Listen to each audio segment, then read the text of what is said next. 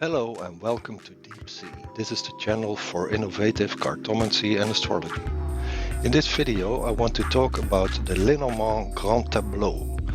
Now first, Lenormand, what is that? That's a cartomantic system that is quite old, I think more than 200 years old by now. So it's not as old as the Tarot, but it's still quite old.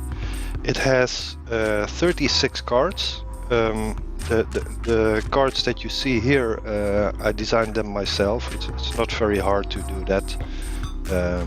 Everybody can make their own Lenormand cards quite easily, no problem at all.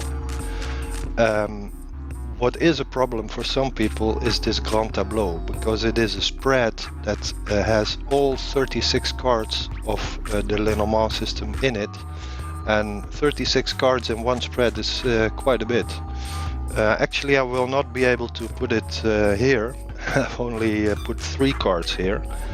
So in the rest of this video, I will show you things that I prepared and photographed in a way so that they fit on the screen. But nevertheless, I put 3 cards here from my own deck. And maybe you recognize them. This is a good moment to check what you think of these cards. These are the birds, for people who know Lenormand. This is the ring, and this is the garden.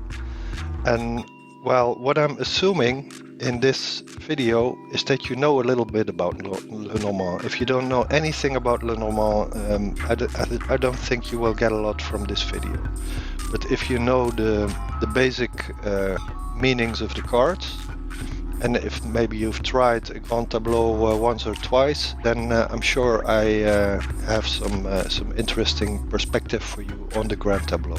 Because what I want to do is make it as easy as possible for you by giving you 7 rules, and if you just follow those 7 rules, you should be able to interpret the Grand Tableau in 10 to 20 seconds, not much more.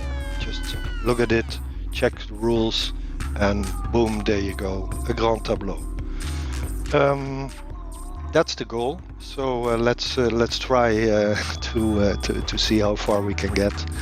I think this is funny because these are the cards that I put on the table to get an idea of this whole video. These birds, they are traditionally standing for communication. And I enhanced that aspect of the meaning of this card by putting them on this post that suggests a telegraph line.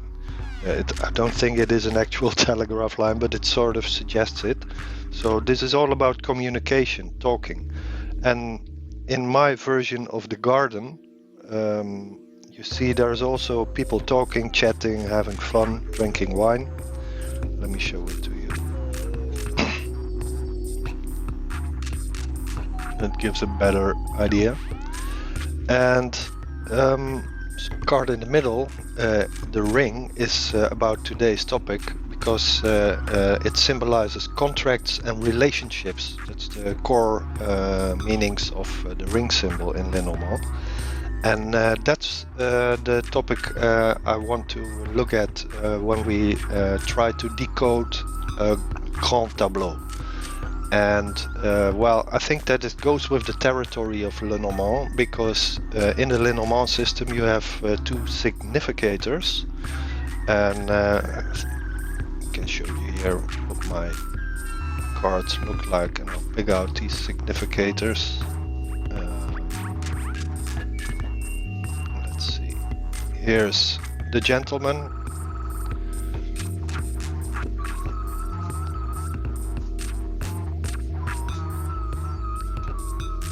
And finally, here is the young lady. And these 2 cards have a very special meaning. They are assigned to persons. And when you read a Grand Tableau, you decide for each of these 2 cards who they represent. And maybe I have to say something to the people who are, let me call it the gender police for a moment. Don't worry about gender, please, because the cards don't give a bleep. Really, they don't. If you want to, no matter how you want to define gender, you can assign any card to any person. So let's just keep it there and not get into debates about gender. You can assign any significator to any person you like. There are more important things in the language of the cards than gender. For example, the way they look. I mean, are they looking at each other or are they looking away? That is actually one of the first rules I will be discussing. So, we will be talking about relationships. We will be talking about the Lenormand Grand Tableau. And I will not introduce now every card that I just showed you. I will not really go into the deep theory of Lenormand. And I mean, as a general principle, if you've seen earlier videos that I made, my belief is very strong that everybody can make their own rules, and that also goes for the Lenormand system. So, for example, these birds here, they have a strong communication feeling, and if you think, yeah, birds mean something else, you're free to use birds in a different way. Or if you think this garden here has too many people in it, you should pick a deck with a garden with no people in it. It's totally up to you. So what I want to say with that is that I only suggest for you a system. I'm not saying that it is the way to do it. It's just a way to do it, and I think it's probably a very simple way to decode Grand Tableau. But having said that, everybody can make their own rules, so always keep that in mind. One more thing before we start, because like I said, this is my own design, and there are 4 cards in my deck that I think I should tell you explicitly what it is, so you don't get confused. So this is more or less a modern Lenormand, you could say. And this, for example, is these policemen here. They are holding sticks, and that is for the rod. And then the mouse or the mice that you traditionally see, they have been there's a sparrow in their place. And then we have a word, I don't know how you pronounce it. Let's call it the blade. Skith, I think, is the original term. I think you will recognize this sharp metal blade here. Let's call it a knife. And then this one is, it doesn't look like a coffin, but this is a kind of a graveyard. So the coffin usually looks a bit different, but let's call this the coffin, or yeah, graveyard is not such a great word. It should really be coffin. So these are the cards that are a little bit different from the traditional Lenormand. And actually, at the end of this video, after we've gone through the system and done some examples, I will also show you a few decks that I do like and a few decks that I don't like. So if you think that's interesting, stick around. Okay, so we're looking at relationships in Lenormand, and just to give you a bit of a benchmark, suppose you have these 3 cards. That would be like an ideal situation in Lenormand when you're talking about a relationship. Or maybe in place of the heart there could be a ring, you know, but this is just about as good as it gets. And this one is also very simple because it's only 3 cards. But now let's go to a Grand Tableau. And just because you have 36 cards here, and yeah, well, you are not very familiar with the images as well, because of that, this image may look overwhelming, and you may think, well, where do I start? How can I make sense of this? So to tackle that problem, we will just use 7 rules and use them one by one, and try to decode this Grand Tableau, like I said, in 10 to 20 seconds, because that's definitely doable if you know where to look. That's the clue. So here's rule number 1. I've called it past, present, and future, but I could also have called it think and be precise before you put the cards on the table. Make your question as precise as possible. And why I called it past, present, and future is that specifically you can actually ask the cards about how was a relationship going a year ago or a month ago, or you can say what is the present status, is that a good word, of the relationship? Or you can try to go into the future, although that is a bit tricky, I should say, especially if you read for yourself. That's really tricky. But anyway, you can do this. You can ask the card specifically, how is this relationship going right now? That is always a good question. Okay, rule number 2. It's a very simple rule and very intuitive. Are the two significator cards facing each other, yes or no? On the top row, they are facing each other, and there's a happy ring there in the middle. And in the bottom row, they are not facing each other, and there's a dark cloud there in the middle, more or less suggesting what might be going on. When they are facing each other, the significators, it means there is good communication going on. There's maybe some distance, but it's you could compare it to magnets. You know, they have a positive pole and a negative pole, and in the top row, these two are attracted, and in the bottom row, it's not like they are not attracted to each other, but there is some miscommunication going on. They're not. There's something wrong there. Let's put it like that. And it could be all kinds of things. It could be a misunderstanding. It could be all kinds of things, but something's wrong.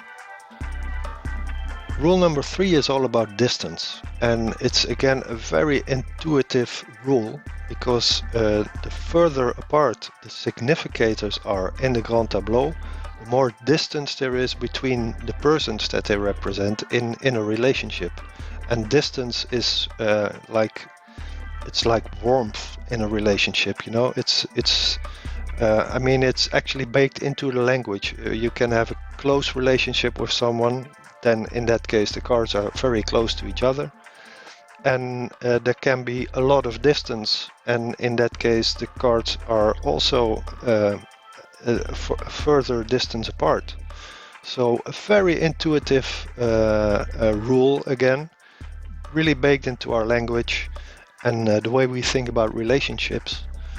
I should say one thing, because if you read a Grand Tableau very regularly for the same relationship, this distance rule will fall apart a little bit, because it will become more like a microscope, and this distance thing might get exaggerated. So be careful when applying this rule, especially if you let's say once a week want to see how is a relationship going. I think that would be too much probably, but I can imagine that some of you out there would try such a thing, and in that case you should not be surprised if the distance starts jumping all over the place. That would not be a sign that the relationship is going bad, but it's more like a sign that you are reading too much into it probably, or getting micro information, not a big picture information, but more fine-grained information.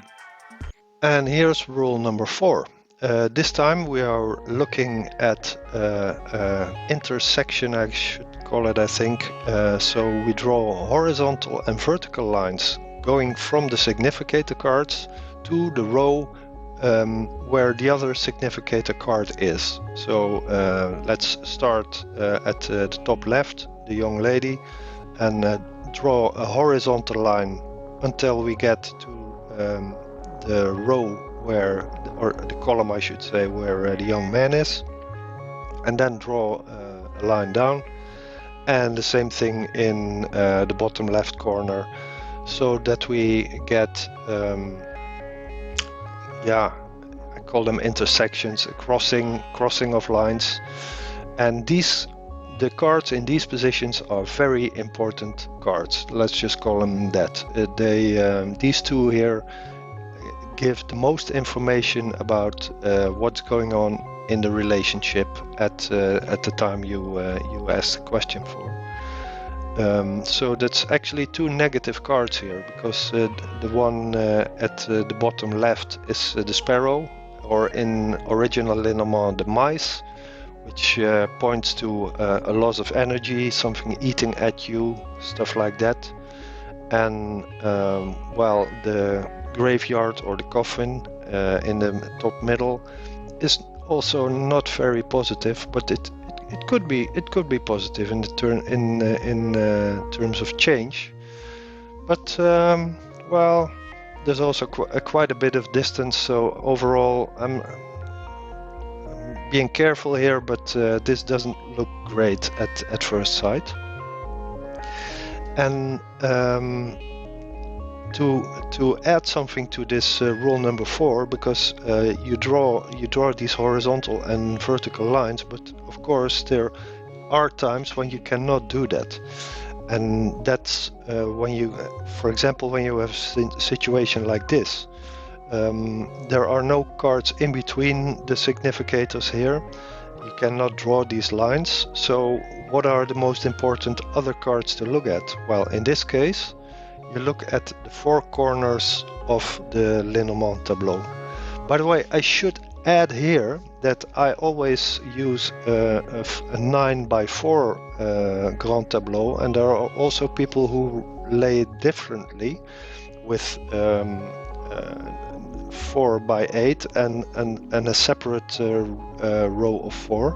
That is not the system I use, and that's again for keeping it simple. So I just say I look at these 4 and the corners in a case that I cannot draw a line between the significator cards to see which cards are on the crossroad, so to speak. And what we see here is the young man is looking at the clover leaf, which is optimistic. We see at the left bottom the cloud, which is showing some uncertainty. And we see in the top right the sparrow again with not so great. And in the at the bottom on the right we see the key, which is very interesting. Now, if you want to do a little bit of practice, try to figure out what's going on here, because this is a very peculiar situation here. What could be going on?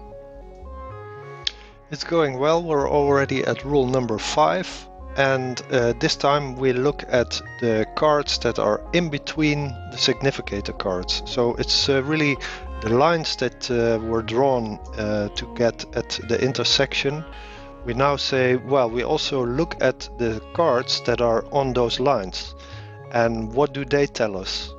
For now, I will just say that these are important cards, and I will hurry on to rule number 6 and rule number 7 to give you an even better idea of how you should interpret them. Rule number 6 is about above and below, and it is again, I really like this, I have to say, it is again something that is baked into our language, the symbolism here. It is so simple, because let's look at the young man. He has 3 cards above him, above the significator card. We have the grave or the coffin, we have the tower, and we have the snake. And the meaning of the cards above the significator card are things that are hanging above your head, in the sense that you cannot really control them. And the opposite is true for cards that are under the significator card. So in the case of the young lady, it's the child, it's the tree, and the sparrow or mice. And these are things that she can control. She has them under control, is how we express it in language, in many languages, also, not just in English, but in many languages. So this position is again a very intuitive thing to look at. And you see that these lines between the significators are really full of meaning, and these rules that we are that we are following one by one, they are also adding up to a bigger picture. And to complete that picture, I go to the last rule, which is rule number 7, and that is about past and future. So again, we are looking at more or less the same cards, but now we only look at the horizontal row. And the rule here is, if we look at the young lady, that everything to the right of the significator card stands for future. And if we look at the young man, everything to his left is in the past, and everything on his right is pointing to the future. So that's, yeah, for most people this is intuitive. I mean, there are cultures where these meanings are in the opposite direction. So adjust if you want. It's all up to you how you want to define this rule, but this is the way you put time into the Grand Tableau, so to speak, and look into the past and look into the future. This is also, if you remember, the first rule was about what are we going to talk about, which period of the relation are we going to talk about, and you can see how that interferes with rule number 7. But okay, use it the way you want to use it yourself, I would say. So we have covered the 7 rules that you need to decode Lenormand Grand Tableau in about 20 seconds. But of course, the only way to really get up to that speed is if you practice. So what would be good practicing material? Well, I always like fairy tales, especially for relationships. You know, it's nice and simple. You have a princess, you have a prince, and they live happily ever after. That's about it. So what can go wrong? Let's just dive in. And I've prepared 2 spreads. That one is about Sleeping Beauty, and the other one is about Cinderella. So let's dive in and see how we can apply those 7 rules. To refresh your memory, when we're talking about Sleeping Beauty, maybe you should look up the story if you've forgotten. But let me give you a very quick summary. In the last part of that story, Sleeping Beauty is lying asleep for already 100 years in a castle, and a jealous, wicked witch has enchanted her. That's why she's asleep. And the castle itself, it's almost invisible because there's a thick layer of plants with thorns that you cannot get through. And it's a very nasty type of plant, actually, because it even kills princes who try to get in. But one day the real one, the real prince, comes by, and he takes a sword, but he doesn't even have to cut the plants because they just go out of the way. They say, okay, prince, go and save the Sleeping Beauty. So, cut at that moment, the moment when the prince knows that he is the chosen one to awake Sleeping Beauty. What is their relationship like at that moment? And here's what I got. This is really a fairy tale. I mean, the significator cards, they could not be closer, and they are looking at each other, so that's perfect. The distance is 0, and they really like each other. But of course, there's more to the story than that. There's more information in this Grand Tableau. And because we cannot draw lines in between the cards right now, the next rule is to look at the 4 corners.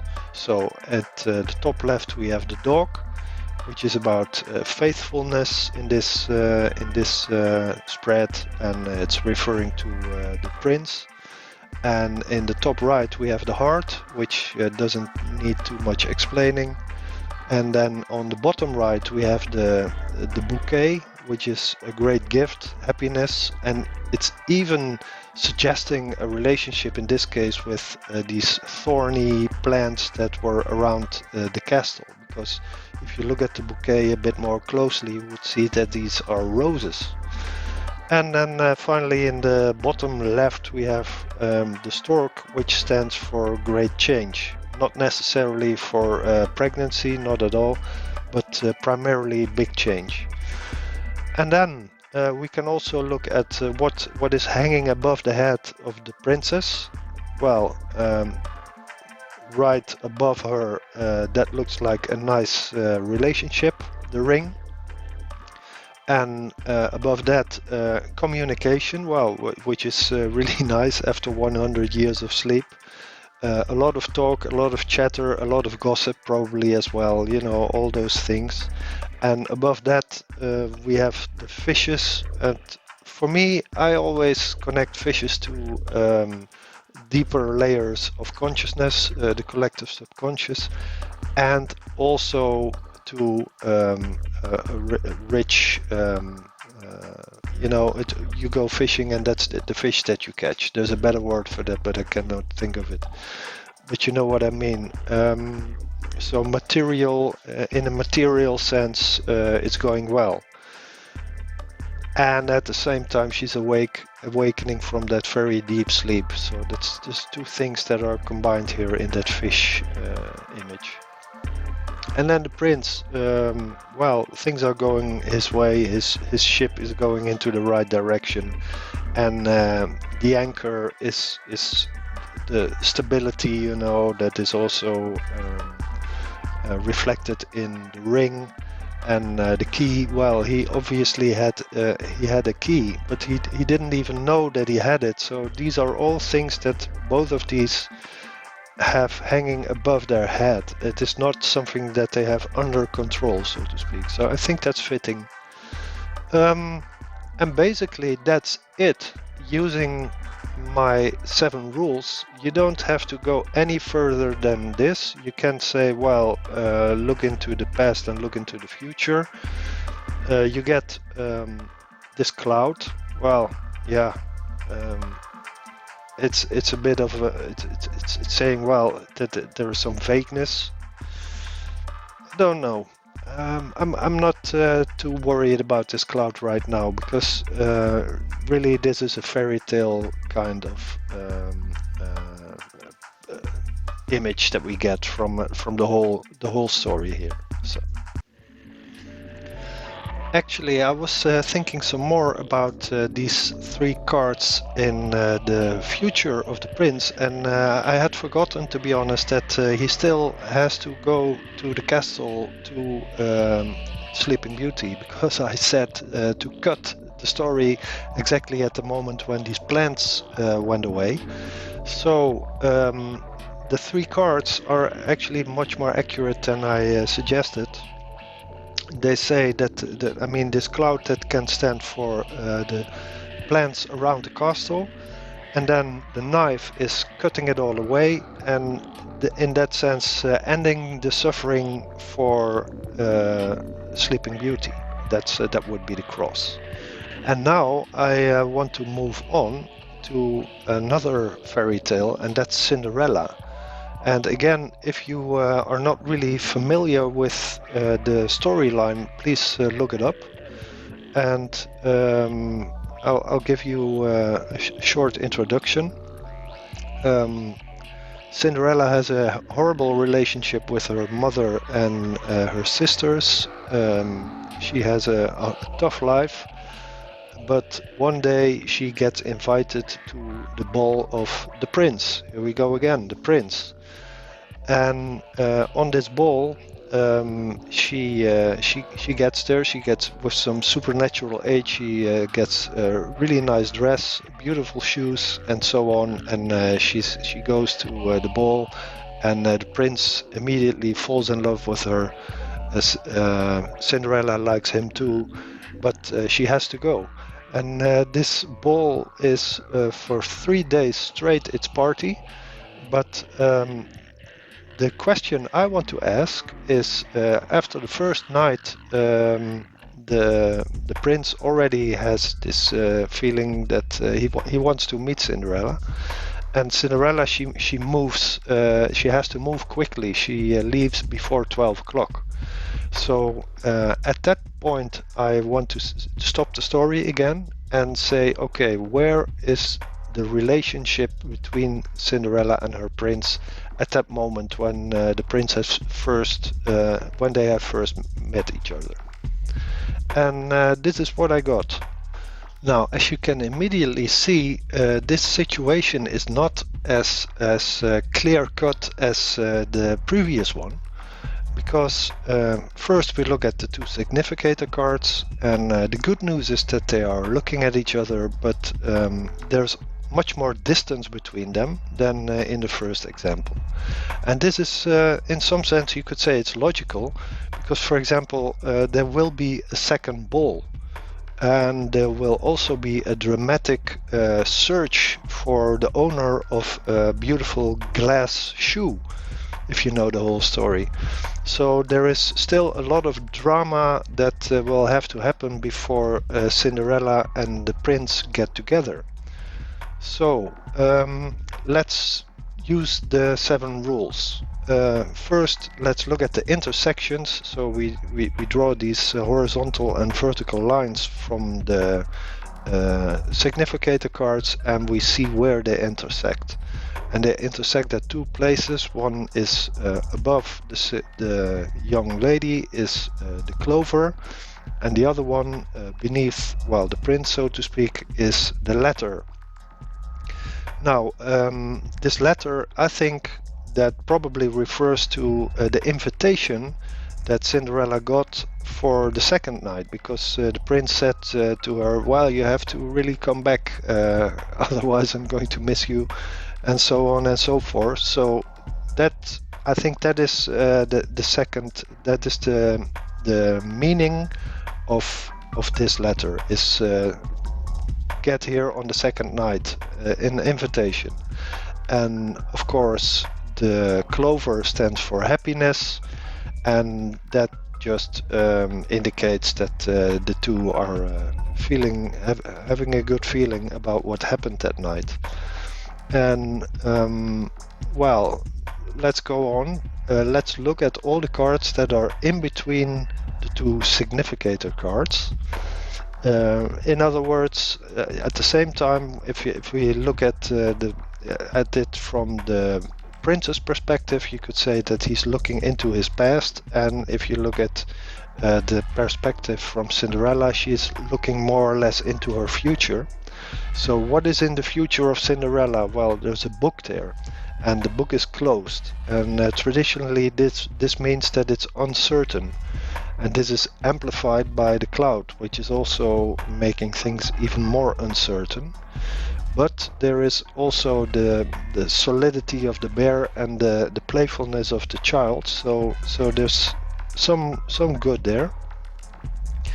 And the prince, well, he's looking backwards a little bit, but anyway, he's in his future. Actually, you see a sun, which is a good sign. But first, he has to be a good prince and make sure that everything gets that we get to the happy end. It's a bit difficult to tease that out of these cards.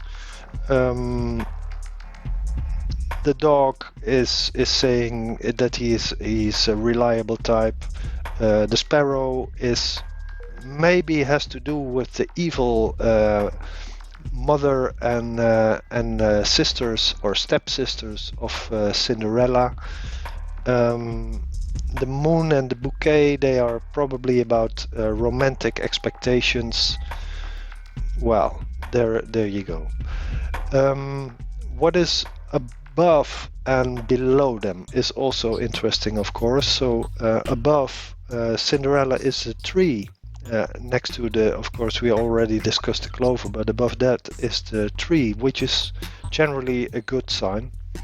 It's about vitality, so she's not giving up.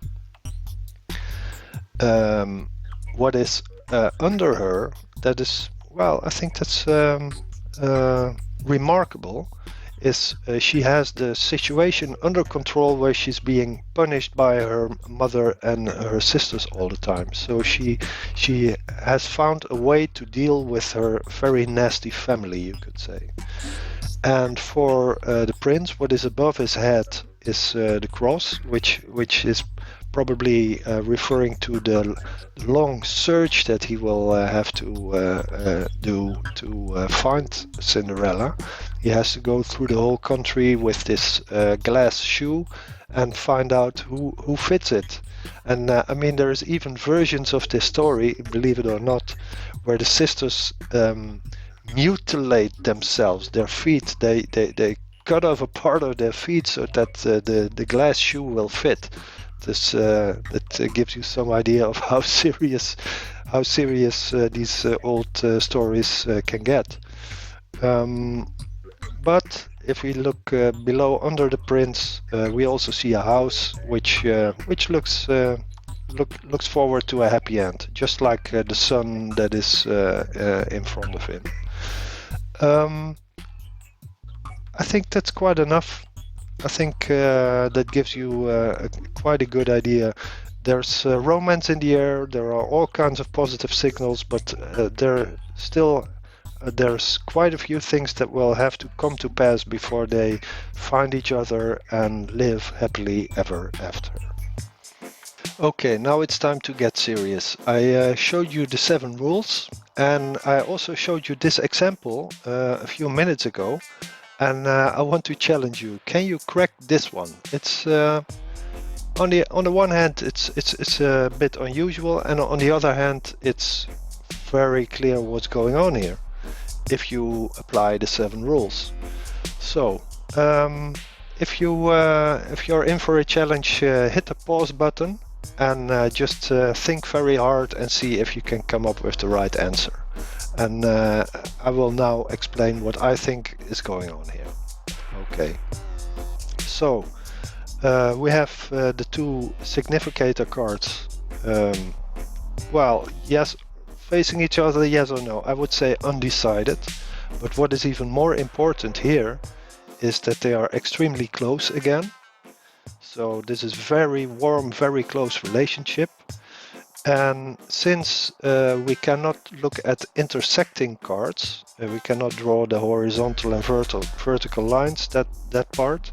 Since we cannot do that, we immediately switch to rule 4.5, I called it, which is we look at the 4 corners of the spread. And at the 4 corners we find the clover, we find the sparrow, the cloud, and the key. Now, I want to look at the future of both the young man and the future of the young lady and see what is going on there, because I think that's the key to cracking this one. And in the future of the young man, we see the horseman who comes with news, an announcement. I think announcement is the right word here. And next to the announcement is a ring, and next to the ring is the tower, which can stand for, you know, official, bureaucratic institutions, stuff like that. You know. What is in the future of the young lady? Well, we see a letter, which is also news, just like that. I mean, that's, you can compare it to the horseman above, and then there's an anchor, which has some similarity to the ring again, because they are both about stability. And we see the dog, the faithful dog, all looking very nice. So what is going on here?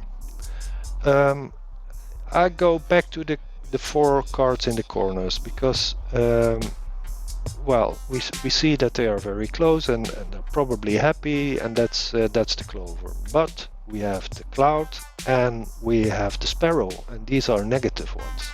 So how can we put the whole situation together? What is the key? I'm just going to tell you what I think, because I think that will you will either agree with me or not. But here's what I'm saying. I'm saying the young man, he is above the young lady, and this is also saying something.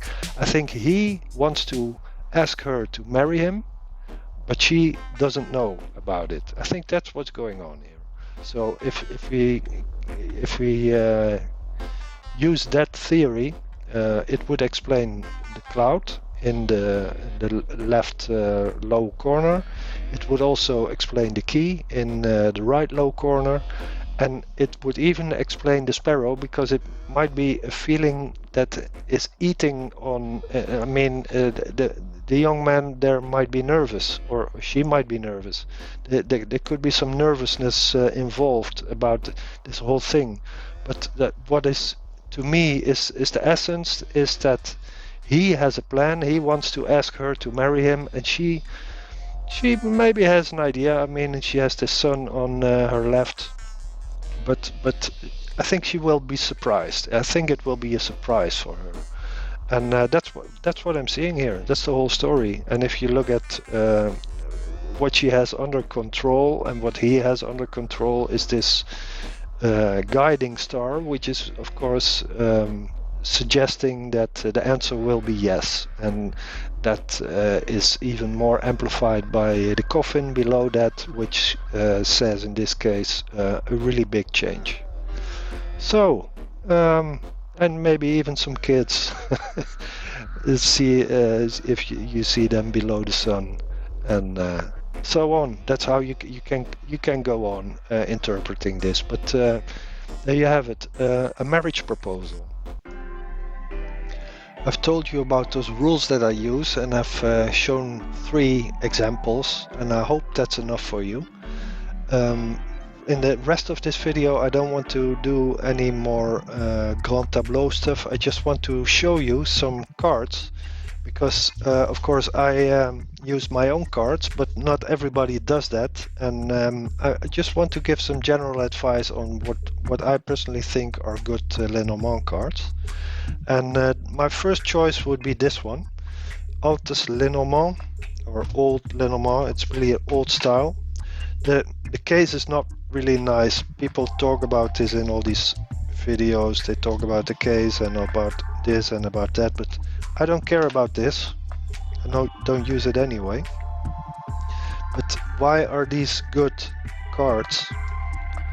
Well, you see here the 2 significator cards. They can look at each other, and that's very important. And the other thing is that these are just very obvious drawings. They are very easy to interpret. Here's the horseman, here's the stork, the house, very clear house, clover, very clear clover, anchor, and so on. These images are easy to read. That's how that's the lingo. Easy to read. Ring. And easy to read is very important, and these 2 facing each other is very important. And the third reason why I like this deck is the size, because it's if you want to do a Grand Tableau, which I like to do with Lenormand, 36 cards, you don't fit them on any table. And look at this size. This is just perfect. Some people might not like the square. The corners, you know, they're sharp, but never mind that. So that's my first one. Again, Altes Lenormand by Alexander Gluck. That should Koningsfort Urania. Urania is the how do you say, the people who make it.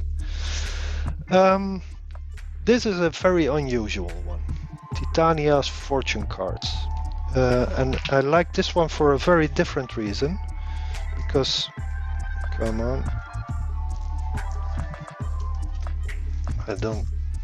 one is stuck.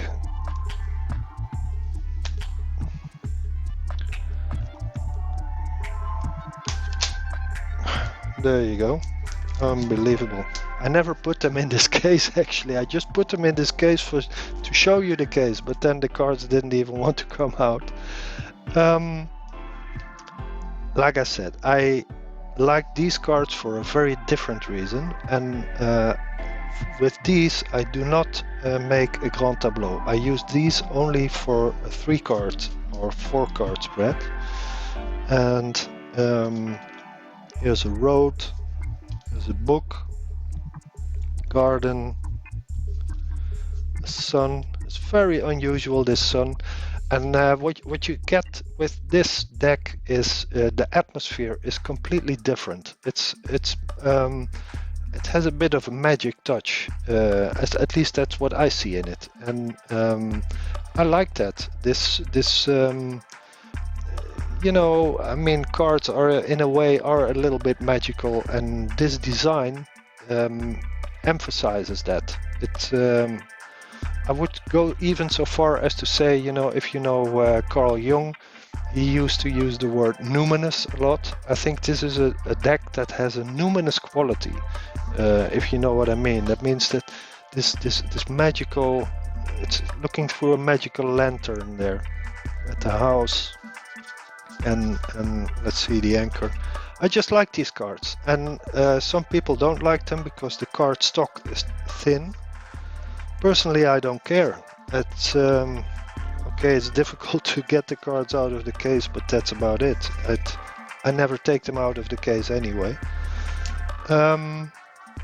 Those I really like, and now I'm going to also show you some cards that I don't like, because I bought quite a few Lenormand decks, and most of them I don't like for various reasons. Let's start with some that are okay, in my opinion, and that's this case. It's by Piatnik, and these cards are actually okay. They are very cheap, and you can get them anywhere, and they're nice. But they are not as clear as the other ones that I just showed you here. I mean, here we have a sun and a lily. Now let's see if I can find the corresponding cards of the Alte Lenormand.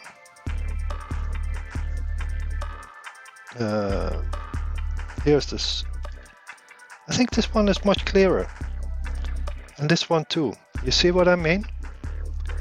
So I like clarity, and these cards are not as clear. They're also bigger, and that's why I've got them, and they are nice, but I don't really use them. I don't use them. Sorry. Okay.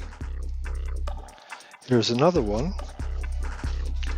This is really, yeah, it's just a stupid commercial box. But the cards are for connoisseurs, they will recognize it.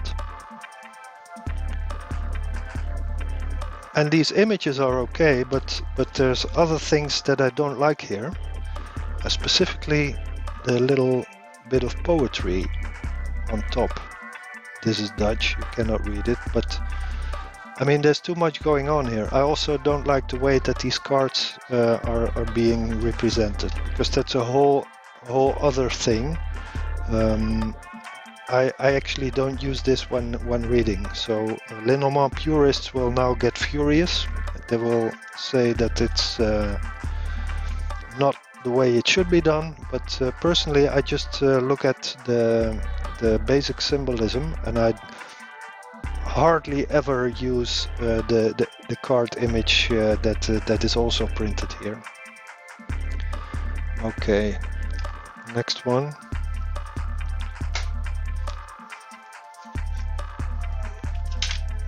Here's the case again, and this is supposed to be the oldest Lenormand, which is nice. Here's the young man. Dog, book, clover, But I think you can guess what my problem with these cards is. I mean, the images are clear enough. That's really no problem. And I like it for historical reasons, so to speak. But again, these are so big. And well, it doesn't really work for me. But it might work for you. Here's one that I think is quite popular. I think I see a lot of people who like this one, the maybe Lenormand. And it's packaged really well and so on, and you know, nice booklet that I never read. And my problem here is, I mean, compare these, compare the style. You see that there's a lot of similarities here. I would say if Mr. Ryan Edward, if he did have any inspiration, I would say that he got quite close to this, you know. So here are a few, but to me, like this heart, I don't really like this heart. And this stick, it's also a bit fake. This, what is it? Is it this ice melting? Well, it's a mountain, but it's not very clear. Some images are nice, but also like this snake. There's so much going on, and okay, there's a snake in there, but I think it's not clear enough. I think these are more clear, and that's why I like them better, because of the size and the clarity of the image. I mean, this is nice, and what I should not forget to mention is that you get extra cards with these. Which are, oh wait, I thought I had them here. Like for instance a train. You see this one has a number 51. It is a number above 36. So we have a train here, we have a hawk, we have, I don't know how you call this. And this is totally unclear to me. I mean, yeah, it's, if you really zoom in, you see that these are cats playing, but I mean the visual style just doesn't appeal to me. It's all over the place for me. So that's the maybe Lenormand, maybe not. There's a French Lenormand specialist by the name of Alexandre Musrouk. I hope I pronounced that correct. And he has made quite a few Lenormand sets, decks. Here is Mr. Musrouk. I think he did a pretty good job. I'm not going to say anything negative about these cards, because they really have. Here you have two significators. That's also really cool. So you can choose. This guy is looking to the left, this guy is looking to the right. Same with the ladies here. One looking to the left, one looking to the right. Well, really great. If you have that, if you have features like that, that's great. But you know, having said that, somehow I don't use this deck as much, maybe as I should, because there's really nothing wrong with it. It's just that this size really appeals to me, the small size. It's just the deck that I like the most, to be honest. And every other deck, for some reason, if I put it next to this one, I always go back to this one. But having said that, this is a good deck. This is really a good deck. So I would recommend this one. I would have no problem in recommending this one. It's a bit bigger, but the two significators are really a nice touch. So compliments to Mr. Musrouk. And then finally, just look at the size of this and you will immediately know why I have a problem with it.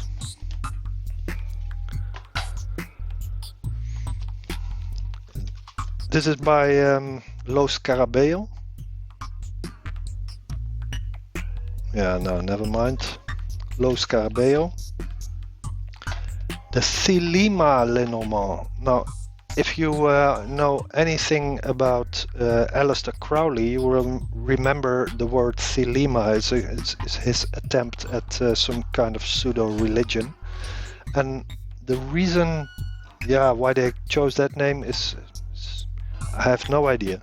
But if you remember what I said about these cards, about Titiana's fortune cards, which are, to refresh your memory,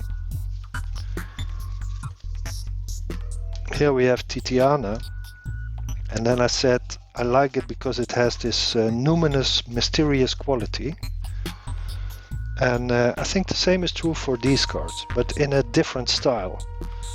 This also has a kind of a hyper-real or surreal quality to it, and yeah, look at the detail. It's really detailed artwork.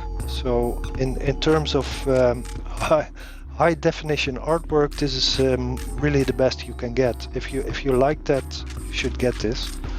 And I like the numinous quality of these images. So they definitely have a quality. Look at that. They are a bit surreal, very stylized. They're actually, you could say these are beautiful cards, but again, this is very large, and if you compare the size to these, well, the conclusion is obvious. You can use these; they are beautiful, but no Grand Tableau with these. You can really forget that. So that was my overview of my Lenormand collection. I hope that you enjoyed this, and I think for the year 2022 this will be my final video probably. I will be back after the holidays, and let's keep it a surprise what will be the next one. I hope you enjoyed it, and see you soon.